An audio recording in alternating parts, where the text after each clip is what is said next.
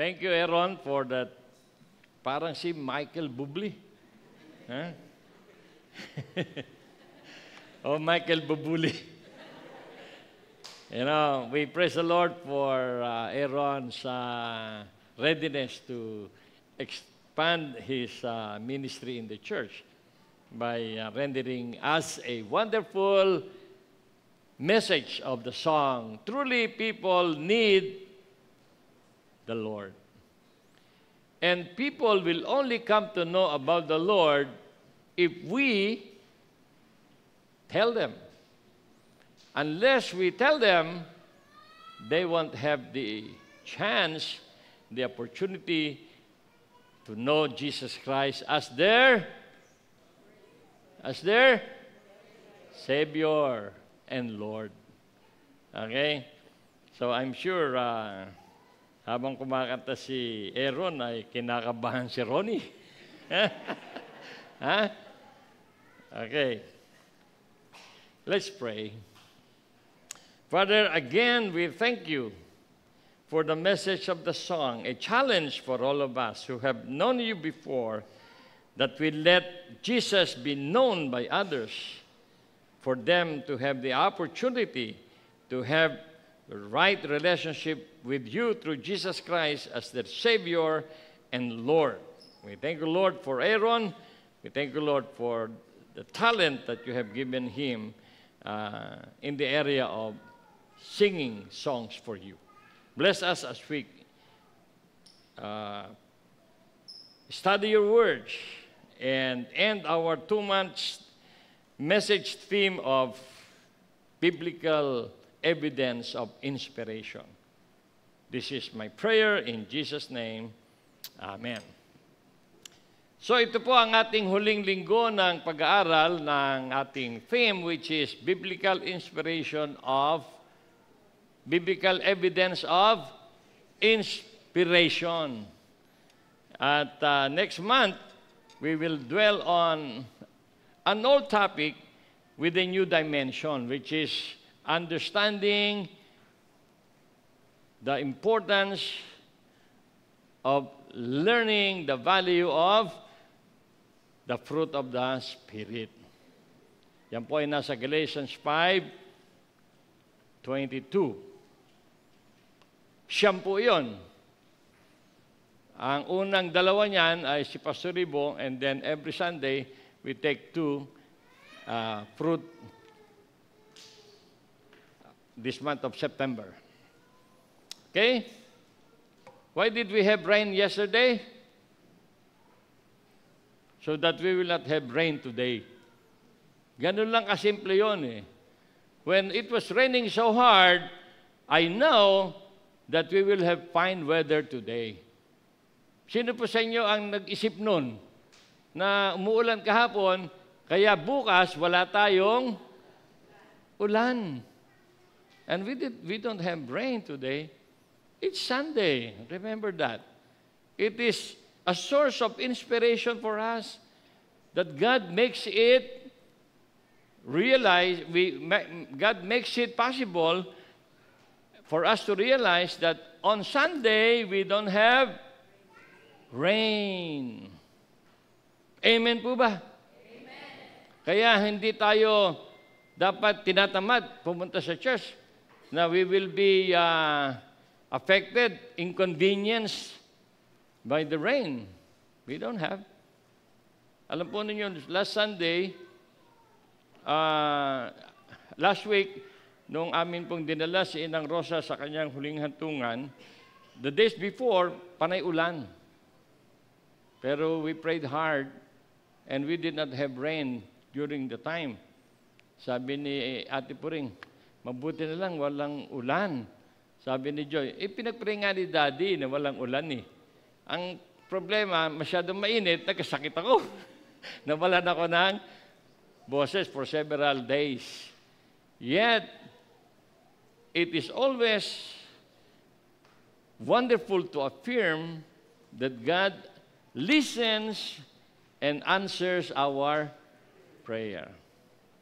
So this morning, again, we are on the topic of biblical evidences Ang aking series of message is about the goodness of God.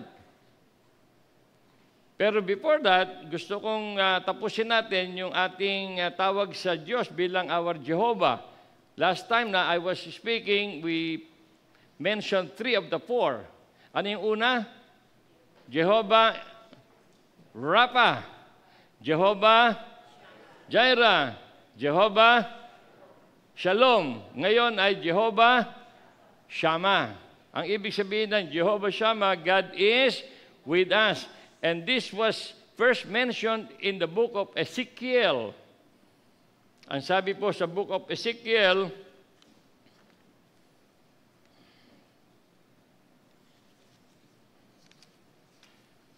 chapter 48:35, the distance all around will be 18,000 cubits, and the name of the city from that time on will be the Lord is there.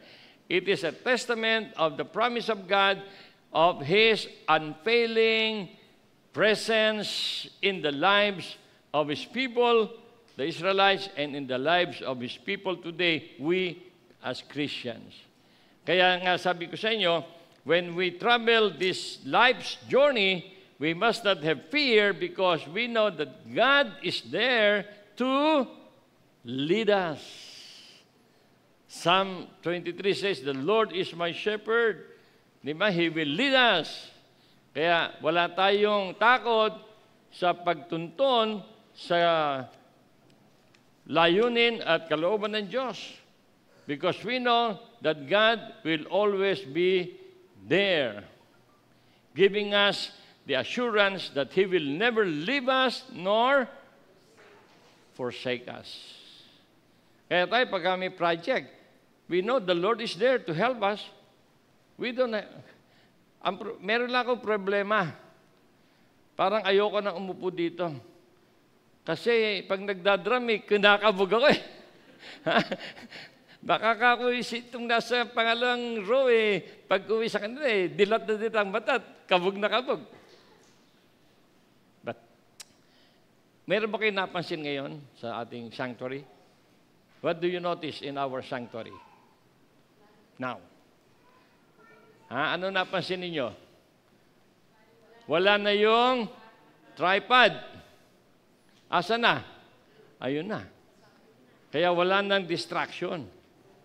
Pero it is a DIY. Do it yourself. Temporary lang yan.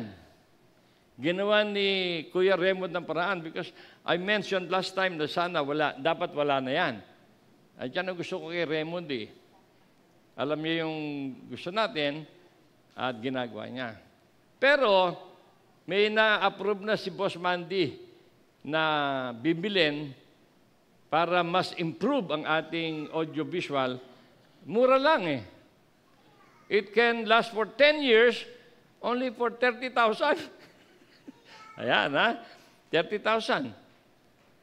O ilan lang yan, pwede na para by next Sunday. Iba na. Sabi nga, hanggat may opportunity, wag tayong mapagod sa paggawa ng mabuti, sapagkat kayo ay tatanggap ng gantimpala o reward. So we should not be weary in doing what is good, for in the end, we will receive reward. Amen po ba? Amen. Our verse for today is in Lamentations 3:22 to 23. Sabi ko kay Ate Puring, pwede ko bang mahiram yung favorite verse mo? Lamentation, 2 version po yan. Sabi ko sa kanya, bakit ba yun ang favorite mo? Sabi niya, kasi yun lang ang kabisado ko Now, for many years, it has been her favorite verse. Meron pa siyang isang favorite verse nung dalaga pa siya. Nasa Timothy. Natatanda mo yun, Ate Puring? Na tayo ay, we are persecuted. May talatang ganun We are perplexed, we are persecuted, but in the end, God is there. 2 Corinthians 4, 8 and 9. Tingnan nga muna natin yon. Total, huling series na ito, at dalawa naman yung ulam natin eh. Kaya wag tayong matakot na magutom. 2 Corinthians 4. Yan. We are hard-pressed on every side, but not crushed. Perplexed, but not in despair. You know the key? Because God is there. In every situation we find our lives into, we should not feel persecuted, we should not feel abandoned, we should not feel struck down, we should not feel destroyed because God is there. Jehovah Shammah. Okay? Now, going back to Lamentations, sabi po dyan, because of the Lord's great love, we are not consumed, for His compassions never fail. They are new every morning. Great is your faithfulness. Inaawit natin ito eh. The steadfast love of the Lord never ceases. His mercies never come to an end. They are new every morning. Great is your faithfulness. Napakagandang talata. But if you will study the history of this verse, you will realize that this verse was coming out from a person, from a prophet who was experiencing so much pain, physically, emotionally. Okay? Ang sumulat po niyan ay si Propeta Jeremiah. Si Propeta Jeremiah, ang author ng aklat ng Lamentations at saka ng Jeremiah. Okay? Siya po yung propeta na pinili ng God. Yan po ay nasa Jeremiah 1, 1-3. He was called, Jeremiah 1, 4-19, he was called by the Lord to be a prophet. Nung panahon po ng Lumang Tipan, God speaks through the prophet. Merong major prophet, may minor prophet, may prophetess, but Jeremiah is one of those major prophets. Tinawag siya ng Panginoon. Even today, it is God who calls us to serve. It is God who calls you to be an evangelist, to be an apostle, to be a teacher, to be a pastor. Pinag-aaralan po yan ng mga professionals every first and third. Bukas meron tayo. We will continue on these offices that God is calling us, basically to equip the church to do what God wants the church do. Kaya hindi pwede yung nagtuturo tayo. Oh, si Joseph, si Agi, si Raymond. No. It is God who calls. We only wish. We only hope. But God is the one who calls. And when God calls, you cannot say no. You cannot say no. Di ba si Jonah? Jonah was called by God to go to Nineveh to preach. Si Jonah, ayaw niya. Di ba? Gumawa siya ng paraan. Yung kanyang self-will, ginawa niya.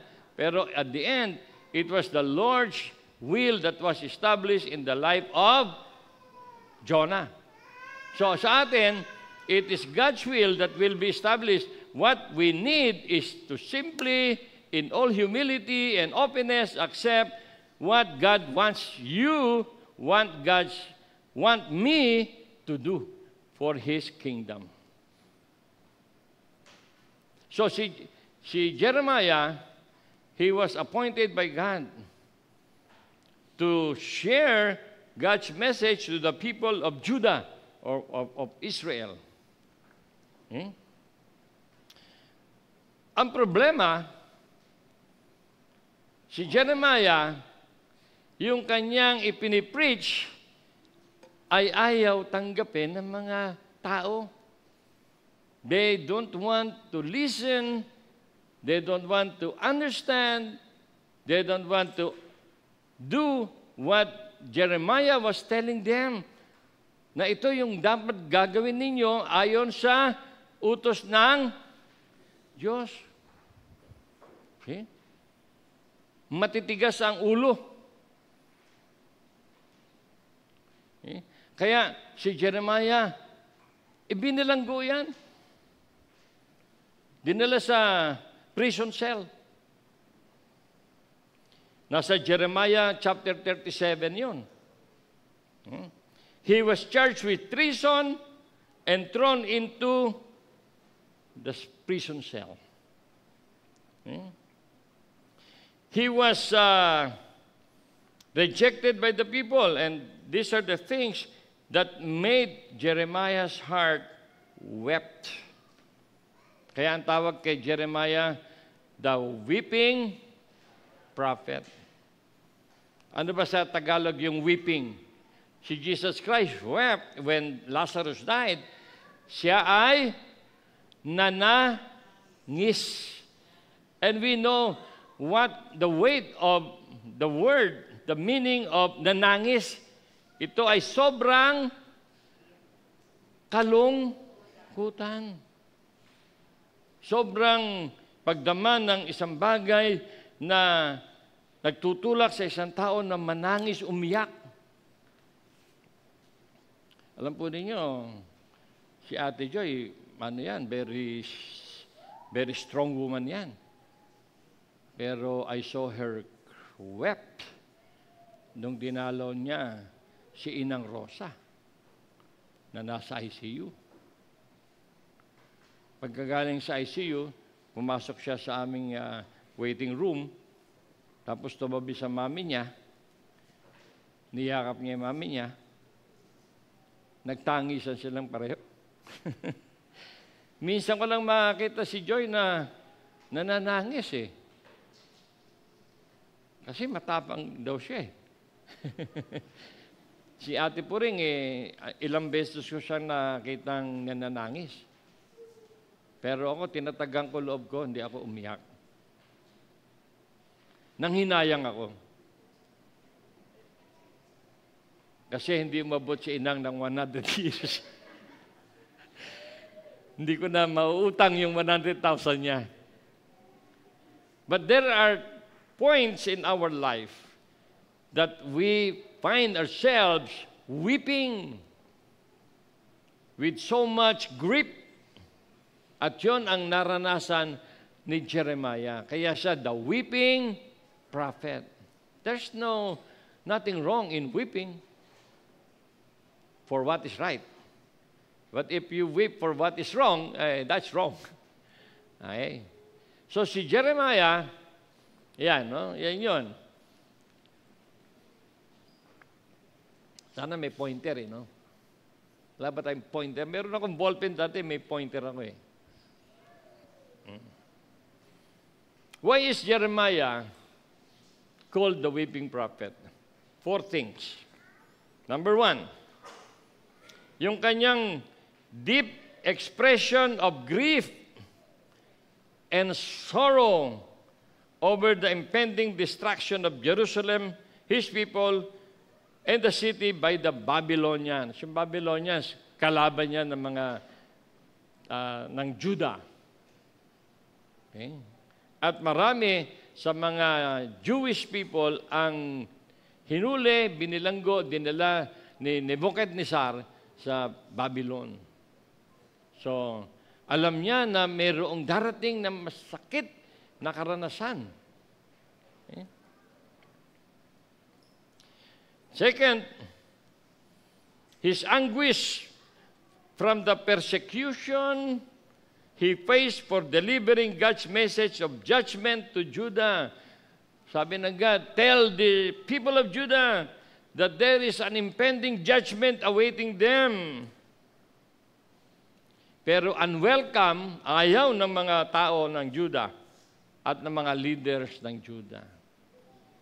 You know, this is one issue among pastors and preachers na may mga pastor na hindi makapag-message ng diretsahan, baka may masaktan. Lalo na kung ang masasaktan ay mga malalaking abuloy ang binibigay sa church. Maraming ganyan. Pero sa Diyos, what is red, what is black, what is white. Hindi pwedeng black and white, nagiging gray.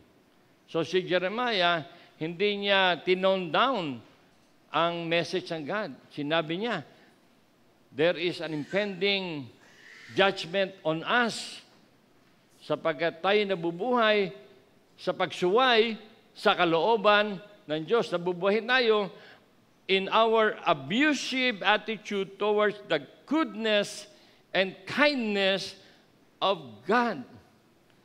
See? And he was weeping because the people were rejecting the message of God. See? To the point na he was physically harmed.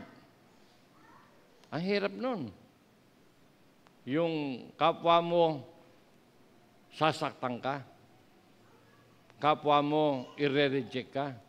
Dahil sa sinasabi mo na dapat nilang maunawaan. Kaya nga sabi nga ni Pastor Larry Pabiona, yung head pastor ng Green Hills Christian Fellowship, sabi niya, you do not come to church to feel good. Kaya dito sa ating church, we should not come with the sense of feeling good. You come to church to feel instructed. Kasi if you want to feel good, edi kantahan na lang tayong kantahan. Di ba? Ang mga messages, ang masaya. I-skip namin yung mga bagay na magiging masakit na pakinggan. But it is not what God wants us. Just like when I prepare my message, it is, God, what do you want us to learn? Hindi, God, hindi yung, this is what I want the congregation to know. Kundi it is what God wants the congregation to know. Just like Jeremiah. Okay? And he was a weeping prophet because he was expressing his profound sadness and empathy with God's feeling of sorrow over the sins and sufferings of His people. Nararamdaman niya, nakikiisa siya sa damdamin ng God na malungkot sa kasasapitan ng mga Israelites who were not listening and following His instruction.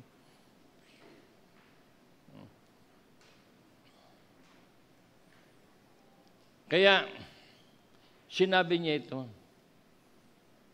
Sabi niya, despite of what we are showing to God, despite of how we are responding to the message of God, despite the fact that we are rejecting His message, despite the fact that He will meet us with our deserved punishment, sinabi niya, the steadfast love of the Lord, it will never cease. Sabi niya, because of the Lord's great love, we are not consumed. Hindi tayo completely mapapahamak. Mararanasan natin, ngunit hindi ito magdudulot sa atin ng total destruction, for His compassions never fail. Di ba meron tayong verse sa sa Old Testament? Ano sabi sa Old Testament? God is gracious and full of compassion, if you can find that. He is slow to anger. It didn't say he will not get angry, but he is slow to anger because he will give us time and time and time, many chances to go back to him. Di ba? The Lord is gracious and full of compassion, slow to anger, and of great goodness. The Lord is good to all, and His tender mercies shall be all over the land. See? It doesn't say God will not be angry, but God is slow to anger. God is full of compassion. God is full of patience. Pero we must not abuse, yun. We must not abuse the goodness of God. Kasi alam mo, patatawarin ka, alam mo na ikaw ay uunawain ng God, alam mo na ikaw ay bibigyan ng God ng second chance. Kaya nga laging sinasabi, God is a God of second chance. But that is a dangerous precedence because it can be abused even by His children.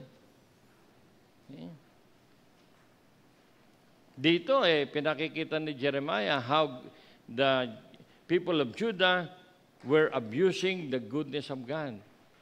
They were rejecting the message. They were disobedient. They were committing sins. But in the end, sabi niya, the steadfast love of the Lord.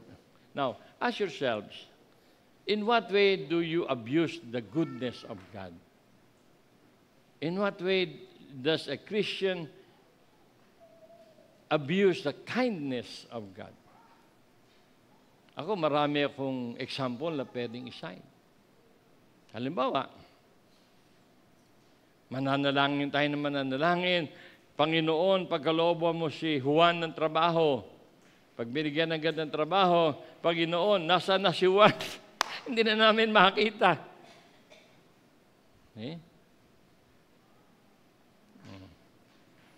Tulungan mo si Juan na maging engineer. Pagkatapos maging engineer, yun, natitibag yung mga flood control program. Wala na. See? O kaya, you abuse the goodness of God, ang dali mong umabsent sa mga fellowship. Ang dali mong umabsent sa pananambahan. That's abusing God's goodness. Unless it is extremely necessary. But if you will not hesitate, that's abusing the goodness of God. Di ba? Halimbawa, sometimes you just stay home and connect online na wala namang dahilan bakit kailangan mong nasa bahay. That's abusing the kindness of God. In giving, there are times when we find, you may not know it, but even in giving, you're abusing the goodness of God. See? Di ba? Hindi naman hinihiling ng God. Ang gusto ng God, within our capacity, within our financial resources, you honor God with your giving. You honor God with your prayer time. Okay? Noong last week, I was not feeling well, actually. Even today, I'm not feeling well because of my knee. Sabi ko, next Thursday, sabi ko sa prayer group, next Thursday na tayo, mag-prayer meeting, I'm not feeling well. Sa inyo, agad-agad eh. Praise God. Hindi naman. Sabi ni Jojo, nag-message, if you're not feeling well, pwede namang sa Sunday na lang. Total, tayo din yung umaatin sa Sunday prayer meeting. Diba? So, ibig sabihin, wala na muna tayong prayer meeting this week. Ngayon na lang Sunday. I was almost tempted to say yes. Pero sabi ng God, no. It's important. Hindi pwedeng wala ka ng prayer meeting last time, wala ka pang prayer meeting today. Baka masanay. O kaya kahapon, sabi ko, nag-message ba ako sa inyo? Meron tayong prayer meeting. O, see? Ganun lang yun eh. Hindi pwedeng i-postpone ang isang bagay na mahalaga. Sapagkat ang bagay na mahalaga ay importante. Ha? Di ba? And you do not postpone what is important. Prayer is important. Oh. Dito, salamat doon sa mga umattend ng Wednesday prayer meeting, sila din yung umattend. Walang umattend sa inyo. Hindi masabi ko sa inyo, ang ating worship starts at 9 o'clock. Why can't you not be in the church at 9 o'clock? I wonder why. That's abusing the kindness of God. See? Sunday school, si Ate Precious, nag-volunteer na siya. Ang ilang kabataan, why can't you not be in the Sunday school? Di ba? Praise and worship is not a substitute for other parts of our praise and worship. Our praise and worship starts at 9 o'clock, which is our prayer meeting, Sunday school, and the worship proper. See? Baka biglang alisin agad sa inyo yung time. Pag inalis agad sa inyo ang time, nasa na kayo? Andiyan na, sa Loyola. Oh, di ba? That's the point. Kaya nga, sabi ni Jeremiah, despite your stubbornness, despite the fact that you live in disobedience, the steadfast love of the Lord. But we must not abuse the goodness, the kindness of God. Serve God. Lagi ko naman sinasabi sa inyo, ako, I am 77. Sabi ko minsan kaya I'm feeling my age. Pero it becomes my motivation to serve God more. See? Matanda ka na nga, hindi ka pa magsililingkod ng husto. May sakit ka na nga, hindi ka pa maglilingkod ng tama. So whatever it is, our age, our health issue should be the motivation for us to serve God more. Hindi dapat makapagpatamad sa atin. Marami sa inyo, tamad. Oh. Hindi ba? Tanong yung sarili nyo. Ako ba yun? Yung sinabi ni Di Comando, ako yun eh. Kaya sa linggo, doon ako sa ibang magsisimba. Parang yung kanina sinabi ko, yung isang pasyente, sabi ng doktor sa kanya, ingatan mo yung kalusugan, huwag ka nang kakain ng maalat, pataba, huwag ka nang maninigrilyo, huwag ka nang iinom. Hindi na sinabi ng doktor. Pag alis niya, nakita sila ng kaibigan. O pare, anong sabi ng doktor? Huwag daw akong iinom, huwag magsisigrilyo, huwag kakain ng maalat, huwag kakain ng mataba. Ano gagawin mo? Di pupunta ako sa ibang doktor. Di ba? You see, God is giving us all the time while we are alive, while we can still serve Him. Let's not be like the Judaized people, the people of Judah, stubborn. Okay. your health, your age must be your motivation to serve God. And enjoy the blessings of God. Enjoy the never-ending, never-ceasing mercies of God. Amen po ba? 11:30. Tatlong bagay ang nakapaloob sa ating main verse, which is Lamentations. The key aspects of God's steadfast love. Yung steadfast love, yung hindi nagbabago. Number one, yung unceasing love. God's love is not temporary or conditional. It endures without fail. Hindi yan nakabase sa kondisyon, hindi nakabase sa kung. Kundi it is without fail. New mercies every day, every morning brings a fresh supply of His compassion and mercies. Meron kayong problema, itulog nyo the following day, iba na yan. Okay? Great faithfulness, it is an affirmation of the trustworthiness of the faithfulness of God. Okay? Despite, yan yung ganun yung tatlong yan. Despite our rebellious attitude. Despite our abusive attitude. God will continue to be our faithful God forever.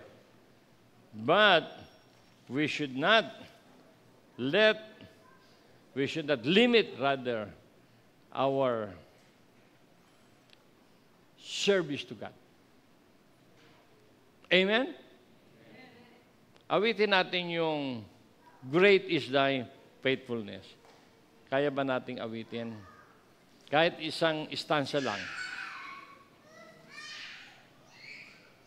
Before we pray. Tayo manalangin. Aming Diyos at aming Ama, tunay po na ang iyong kadakilaan ay magpawalang hanggan. And we praise you, Lord, for your steadfast love. Your mercies never come to an end. Despite of our stubbornness at times, despite our rejection of your words at times, yet, Lord, you remain faithful to us. And we praise you, Lord, for your magnanimous love, unconditional love, passionate love for all of us. Tulungan mo kami, aming Diyos, na maging tapat sa iyo, maglingkod sa iyo, sumunod sa iyo, gawin ang iyong kalooban, sundin ang iyong mga utos. Tulad po ng sinabi ng iyong salita, we are God's temple and the Holy Spirit lives in us. Help us, Lord, na mabuhay na hinahayaang si Kristo ang manguna sa amin sa lahat ng aspeto ng aming buhay. Tulungan mo ang bawat isang kaanib ng iyong church. Hindi lamang namin unawain ang iyong mga mensahe, kundi aming isabuhay at isagawa sa aming tahanan, sa aming paralan, sa aming mga opisina, sa aming mga komunidad. And most of all, Lord, makita sa loob ng iyong templo sa Good Neighbor Christian Fellowship ang ebidensya ng iyong mga anak na sumusunod sa iyo.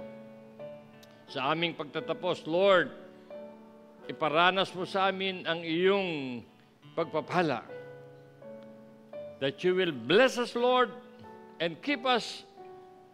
That you will lift your countenance upon us and give us peace. That you will turn your face to us and give us your protection. This is our hope. This is our desire, that you will bless us with your love, with your grace, with your mercies, with your protection, from our most seniors to our youngest member of the church, now and forevermore. Amen and amen.